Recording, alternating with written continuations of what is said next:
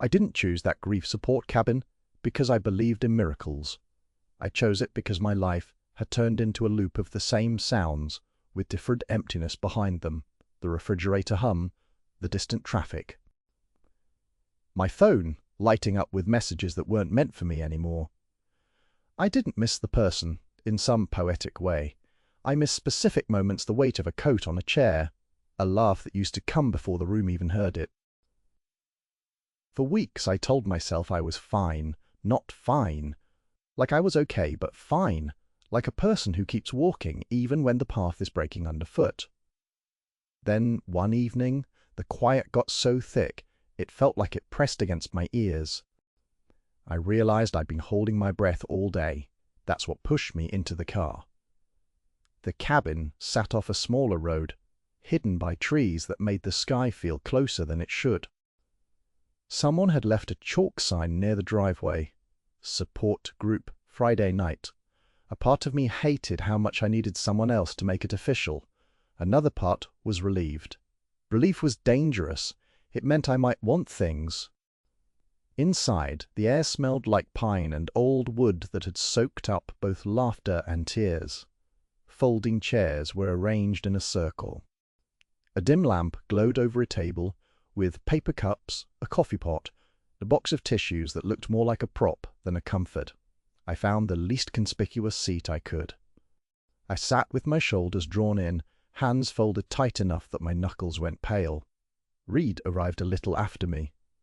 Not loud, not late with excuses, just there, like someone who knew what time felt like because he'd spent years relying on it. He wore a charcoal hoodie and a watch that looked like it had survived weather. When he stepped in, the circle shifted around him, not because people moved away, but because his presence made it suddenly harder to perform normal. He didn't scan the room for attention. He looked at the chairs like he was deciding whether he deserved one. When his gaze found mine, it didn't linger too long. It was careful, like he'd learned how to approach grief without stepping on it. He took the seat 2 places away. Close enough that I could hear the small rustle of his sleeve when he shifted, far enough that neither of us would have to acknowledge the closeness. The group facilitator, man named Marlowe, with warm eyes and a voice that never sounded, stood and gave a quick, gentle reminder. This wasn't therapy, but it could be a place where you didn't have to keep pretending the world would correct itself.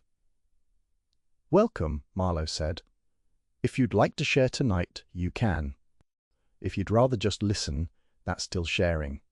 His words were kind, but my body didn't understand kindness yet. I kept waiting for the catch, for a reason I'd be exposed for showing up. The first person spoke about their partner's morning routine. They described it like they were reading a list from memory. I noticed Reed's hands. They were steady on his knees, fingers separated enough to look like he wanted to hold something, but didn't know what.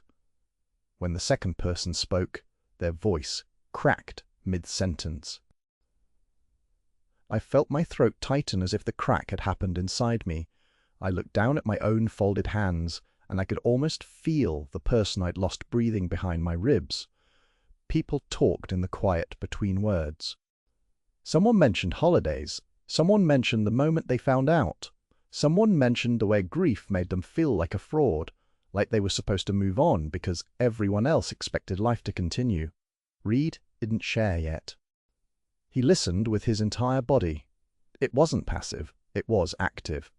Like he was taking in each story, so he could carry part of it away later. Every time I looked at him, I noticed something small. He would swallow when someone said a name. He would blink slowly, like he needed time to let the emotion settle without letting it spill. At some point I felt ridiculous for noticing, like I was stealing something, like his grief belonged to him and I was taking it as a distraction. But it was impossible not to see him. When Marlowe asked if anyone else wanted to speak, silence collected like water in a low place. People's eyes moved around the circle and then down at the floor, as if the carpet could offer answers. I didn't mean to look at Reed, I just did. Met my eyes for a fraction of a second. There was no plea in it. No dramatic invitation. Just a quiet, "I know." My heart did something painful and unfamiliar. I shifted in my chair. My knee bumped the leg of the chair beside mine, a small sound that felt too loud. Marlowe said, "Damon?" I flinched at hearing my name. I wasn't used to anyone saying it with that kind of care. "Yes," I managed. I hadn't planned to speak. Primed. To. I hadn't rehearsed an honest version of my story. I didn't have the language for it, not in a way that felt safe. But once you start, your body remembers what the mouth won't admit at first. I'm not good at the beginning part, I said, and I laughed once, just air and embarrassment. The part where you say you lost someone and then everyone nods like they understand what that means. A couple of people nodded anyway. I could feel heat rising behind my eyes. I kept my gaze on the floorboards, on the pattern of old scratches that ran through the wood like veins. I didn't just lose him, I continued. I lost the version of myself that existed when he was here. I catch myself reaching for that person, like if I move my hand fast enough, I'll pull the past back into place. My voice wobbled. I hated it. I hated how exposed I sounded. Reed didn't look away. He leaned forward slightly, and it made the room feel warmer, like his attention had heat. After a moment, Marlowe nodded. "Thank you for saying that." I exhaled like I'd run. Then it felt like there was nothing left to do except keep breathing and let the moment pass. But Reed spoke next. "Can I say something?" he asked. Marlowe's expression softened. Of course. Reed stood for a second, and then sat again. Like his body, couldn't decide if it wanted distance or closeness. "I'm not used to," he started. He stopped. Swallowed. "I'm not used to being in rooms where no one asks what I'm doing here," he said. "I'm used to answering questions, being the person who gives directions. Like grief is something you can root around." Some people shifted, attentive. Reed's voice went quiet, careful. "I lost someone too," he said, "and I'm still angry." That word landed heavily. Angry. Not just sad, not just lonely. "I'm angry at the way people act like sadness is polite," Reed continued. "Like if you cry quietly enough, you'll earn permission to stop. Like, grief is a guest you can eventually show out the door." I stared at his hands again. He clasped them together and then released them, as if he couldn't decide which position was less painful. "I keep wanting to talk to him," Reed said. "And then my brain reminds me there's no place for him anymore. It's like my mind keeps knocking on a door that doesn't open." His eyes flicked toward me. "I don't know if I'm supposed to tell anyone that part," he admitted. "The part where I want someone else to knock back." Silence held him. I couldn't stop the way my chest tightened. It wasn't just understanding, it was recognition.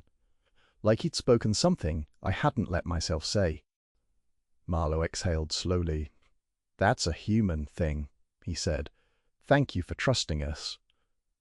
When the circle shifted and people began nodding and murmuring soft acknowledgments, I realized Reed's chair had scooted a little closer to mine. Not much, but enough that our legs almost touched.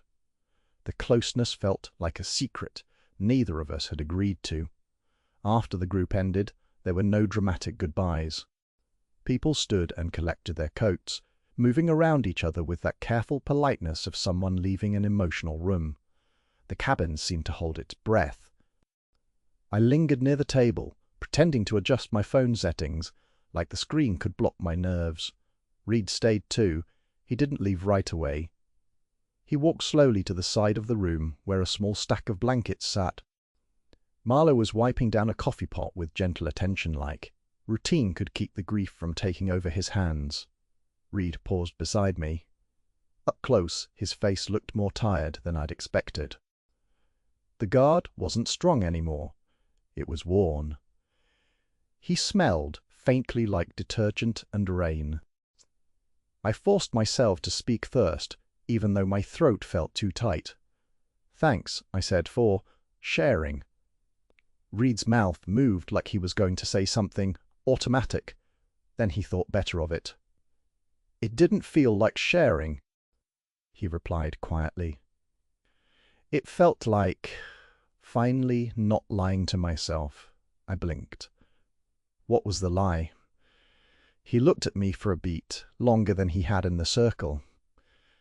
"That I don't need anyone," he said. My body reacted before my mind could decide if it was allowed. Heat spread through my chest, not romantic. Exactly more like relief. Like my ribs had been bracing for impact, and suddenly the ground had stopped moving. I almost laughed, but the sound caught. "I thought the same thing," I admitted. Reed's eyes softened. "You look like you've been carrying it for a while." I wanted to say something defensive. I wanted to say I could handle it. I wanted to be the version of me that didn't ask for comfort. Instead, I said, "I don't know how to stop looking for him." The words left my mouth and immediately felt too naked. But Reed didn't recoil. He didn't pity me. He just nodded, slow and steady. "That's the part nobody tells you," he said. "Grief doesn't just hurt. It makes you keep a promise with a dead person. Like the love is still active even when the world can't respond." I swallowed. My fingers curled around my phone until the edges pressed into my palm. "What are you going to do tonight?" I asked. I heard the question as if someone else said it. Like I already knew, I wanted an answer. Reed's gaze shifted toward the door. "It's late," he said. "Roads are icy. I was going to drive back." He didn't sound sure. He sounded like a man who had practiced leaving rooms before he practiced staying in them.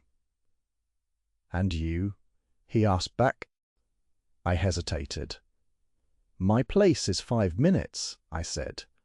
It's quiet." The room went still, as if we'd both stepped onto the same invisible floorboard that always creaked. Reed's shoulders eased slightly, like he'd been waiting for me to admit that. "Quiet can be dangerous," he said.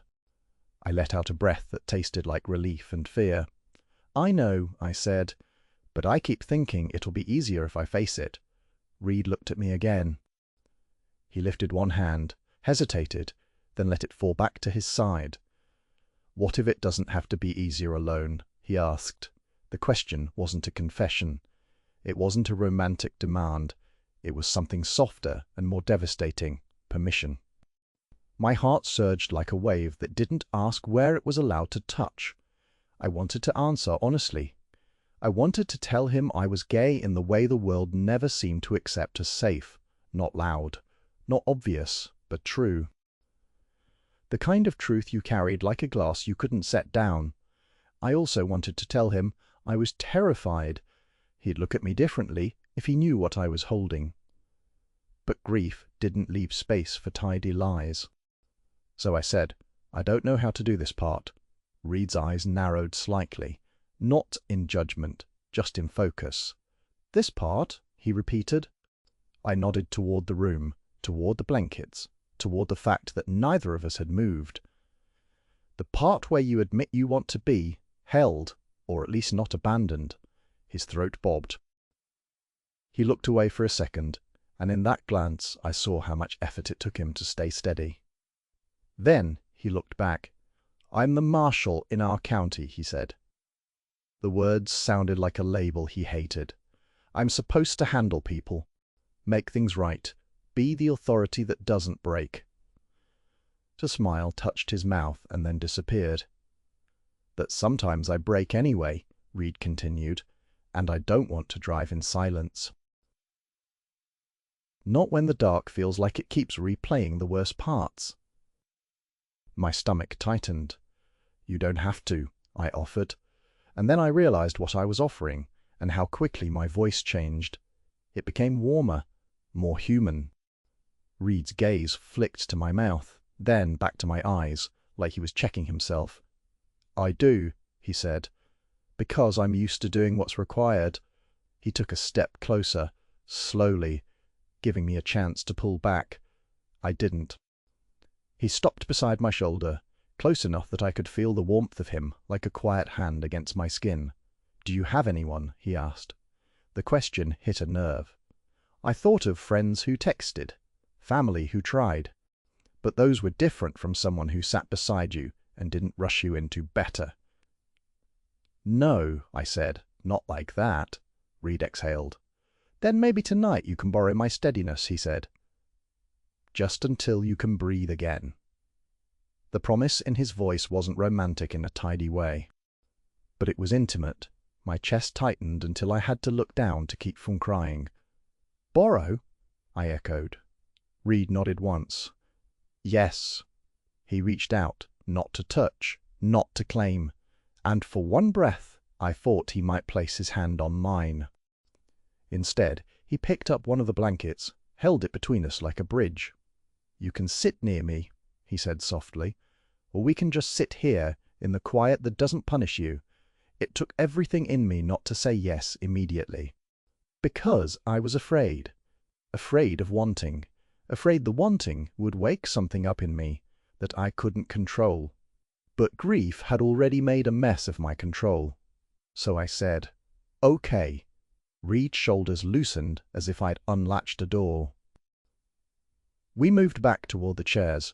Marlowe lingered behind us, collecting mugs with quiet respect, like he didn't want to intrude. Reed sat with the blanket across his lap.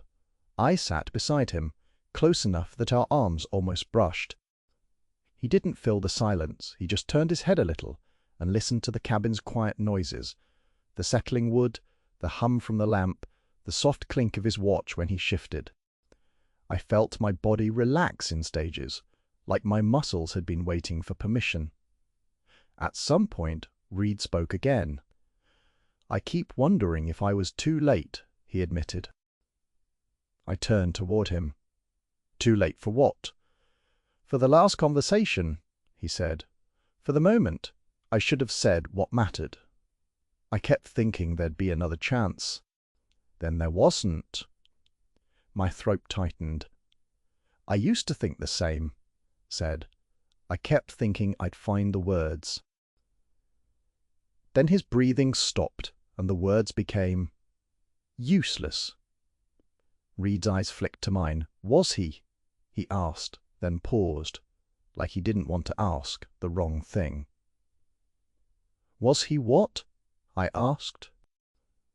Reed swallowed. "Was he kind to you at the end?" I stared at the blanket. My fingers traced the edge without meaning to. "Yes," I said. "He was." My voice cracked on "yes," and I hated that it did. Reed didn't let me be alone with the crack. "I think love is the only thing grief can't erase," he said. I laughed softly, a sound that held both sorrow and gratitude. "That's the worst part," I murmured, "because the love doesn't erase. But the world does." Reed leaned slightly toward me. "You're crying," he observed gently. "I'm not," I lied. He didn't call me on it. He just handed me a tissue from the box like it was the simplest thing in the world. I took it with fingers that weren't steady. When I looked up, Reed's eyes were bright with something that wasn't tears but was close. He had the look of a man who wanted to say something real and couldn't yet. I could feel it in the space between us. The silence didn't feel empty anymore. It felt like it was waiting. "Reed," Marlowe said from across the room, voice low. "You sure you want to stay?" Reed looked up at Marlowe, then back at me. He didn't answer right away. In that pause, I realized something. The way he kept hesitating wasn't fear of me. It was fear of what he might become if he let himself stay. Fear of wanting too much. "I want to make sure Damon's okay," he said carefully. Hearing my name in his mouth made my stomach flip. Not because it was romantic, because it was personal. Marlowe nodded once. You don't have to be the Marshal here. You can just be a person. Reed's expression shifted, subtle, but I saw how those words landed. Then Marlowe looked away and gave us privacy. When the group space finally went still enough to hear the lamp's light humming, Reed turned back toward me. He rubbed his thumb along the blanket's edge, like he was calming himself. "I'm scared," he said suddenly. The sentence didn't feel planned. It felt like it escaped him. I blinked hard. "Of what?" I asked. Reed's gaze met mine. He looked tired and honest, like a man who'd finally stopped performing. "Of being cared for," he said.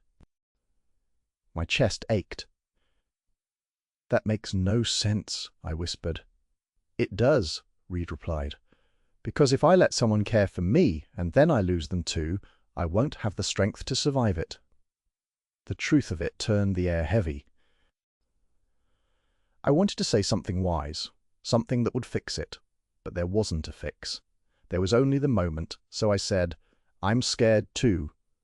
Reed's eyebrows lifted slightly. "Of what?" he asked again, softer. I stared at him, at the steady way he held the silence. "Of being seen," I admitted.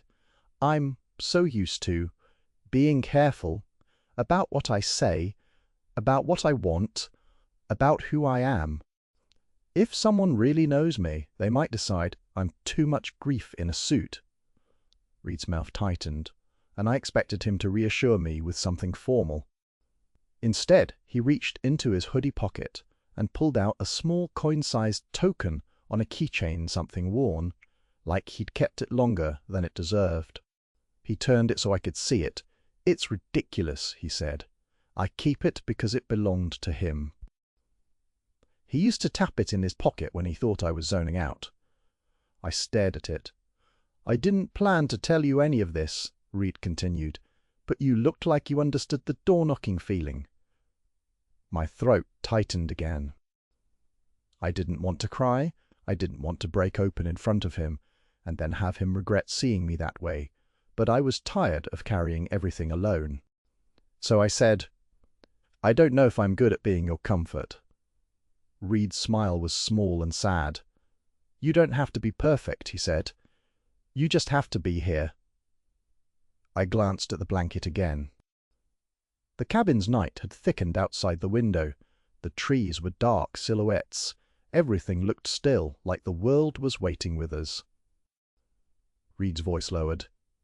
"And if you're not ready for driving tonight, you can stay." I shook my head automatically, reflexive. "I can't." I started. He'd cut me off gently. "Not like that." His hand hovered near mine again, then stopped, respecting the boundary like he'd promised himself he would. "You can sleep on the couch in the common room," he offered. "Or if you don't want to, I'll sit with you until you're steady enough to drive." That offer was so practical it nearly broke me. Practical kindness was rare in grief. It meant someone was thinking about your future instead of just your pain. I swallowed. "What if I don't want to drive?" I asked, barely audible. Reed's eyes softened. Nodded once. "I'll stay," he said. "If you let me." The way he said "let me" made it feel like a choice rather than a need. I inhaled slowly. "Okay," I whispered. Reed exhaled like he'd been holding his breath too. He stood first and moved carefully, grabbing 2 blankets and setting one on the couch.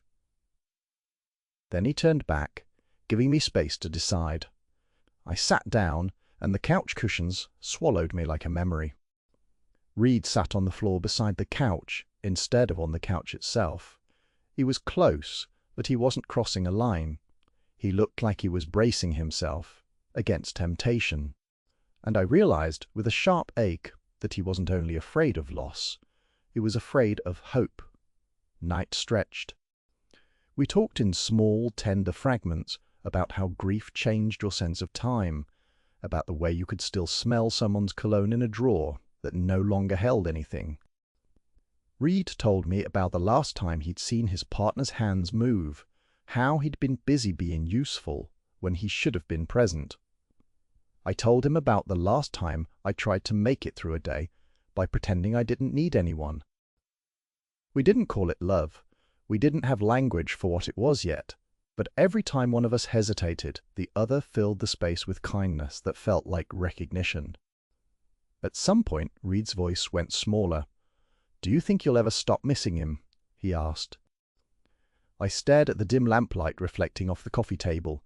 "I think you stop missing in the sharp way," I said. "But the missing changes shape." Reed nodded. "I'm afraid my shape will stay broken," he admitted. My eyes burned. "You won't," I said, and I meant it with a seriousness that surprised both of us. Reed looked at me. His expression was gentle, but his eyes were doing something more intense, like he was trying to memorize my face. "Why?" he asked. I hesitated. "Because I wanted him to believe me. Because I wanted him to be safe. Because I could feel my heart leaning toward him like it had been waiting for permission." I said, "Because you keep showing up, even when it hurts." Reed's mouth parted slightly, like he hadn't expected that answer. Then he looked away quickly, and I saw how hard it was for him to be a man who did not reach first. The night grew colder. Someone, maybe Marlowe, turned down the thermostat in the hall, and the cabin creaked around us like it was settling into sleep. Reed finally shifted closer to the couch, not touching yet, but bringing his knee closer to my blanket. I could feel the warmth from him through the layers. When I blinked slowly, I realized my eyes had been tracing the line of his jaw without permission. I didn't move. I let him choose. He turned his head toward me. "Can I ask you something?" he said. My voice came out rough.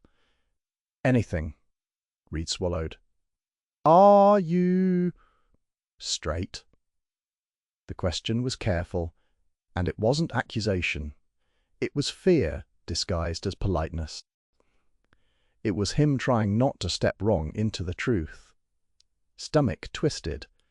The answer was simple, but saying it felt like opening a door I'd kept locked. "I'm not," I said. Reed's eyes widened just a little. He didn't look disgusted. He didn't look triumphant. He looked relieved in a way that made my chest hurt, like he'd been carrying a question too. "I'm not either," he said quietly. The words didn't explode the world. They made the world feel real. I sat up a little, my heart banging. Reed's gaze held mine.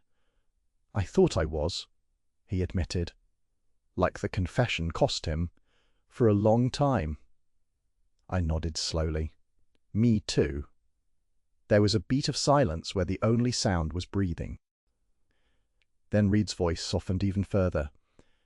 "I don't want to ruin what we have tonight," he said. "What we have?" I repeated, and my voice betrayed me by sounding hopeful. Reed's jaw flexed. "We have safety," he said. "We have honesty. And I don't want to turn it into something that demands more than we can give." My heart twisted. "I can give more," I said, then immediately regretted how much it sounded like a promise. Reed flinched slightly, not from fear of me, but from the sudden intensity of my words. Then he leaned forward, careful and slow, until his forehead was close to mine, but not touching. His hand finally rested on the edge of my blanket, anchoring himself. "Say it again," he whispered. I stared at his eyes. I could see how much he wanted it, how much he was trying not to ask. So I said it more quietly this time. "I can give more." I repeated. Reed closed his eyes for a moment, like he was absorbing the permission into his bones. Then he opened them and let his breath hit my lips, warm, trembling. His voice shook. "Stay?" I nodded. Stay, I agreed. Reed's hand slid, not into my space all at once, but just enough to hold the side of my arm through the blanket. His touch was careful, like he was learning how to be gentle with something fragile. I didn't know how long we sat like that, two men in a cabin after a grief circle, both trying to be braver than they'd been an hour ago. Eventually, Reed's mouth brushed mine. Not a claim, not a rush. It was a question asked with skin. I answered by leaning into him, a small movement that felt like stepping off a ledge and trusting there was ground. The kiss deepened only as much as it needed, to warm human holding the exact pace of our fear. Then we broke apart and rested our foreheads together. Reed whispered against my lips. That night changed everything. He sounded stunned by his own words. Could feel my heart swelling and aching at once. Which night? I murmured. Reed smiled tender, uncertain. The one where I finally stopped driving away, he said. I swallowed hard. And the one where you asked? Reed's breath shook. He pulled back just enough to look at me. Damon, he started. Then he stopped, as if he didn't want to make the moment too official. Instead, he just said, I'm here. I nodded. Tears, finally slipping down without shame. Me too, I whispered. Outside, the trees held their silence. Inside, the cabin felt warmer, not because the heater worked better, but because two men had stopped pretending their hearts didn't still want a future. Mourning didn't erase the grief, but it made room for something else. When Marlowe knocked gently the next day, Reed and I were still close on the couch. Blankets tangled, both awake in that slow, soft way people are when they don't know if they're dreaming. Marlowe's eyes were kind. He didn't ask questions like a judge. He just smiled as if he'd seen a sunrise. Eat something, he said. Your bodies need you. Reed stood first, careful and steady. He offered me his hand for balance, and I took it. Our fingers laced briefly before we let go. It felt like a promise. Neither of us was ready to swear out loud. Later, when we stepped outside, the cold air tasted clean. The sky was pale grey, but it wasn't empty anymore. Reed cleared his throat. We're going to see each other again, right? He asked, voice rough with nerves. I looked at him. My heart wanted to say yes instantly, to tie the future to his wrist like a vow. But I didn't want to scare him. So I said the truest thing I could. Can I? I asked back. Reed's smile trembled. Yes, he said, you can. As we walked to our cars, neither of us tried to fix the pain of what brought us here. We just looked ahead together for the first time. The grief was still real, but so was the love. And even though we didn't know exactly how we'd shape it next, we both understood one thing now. When the dark came back, we wouldn't have to face it alone.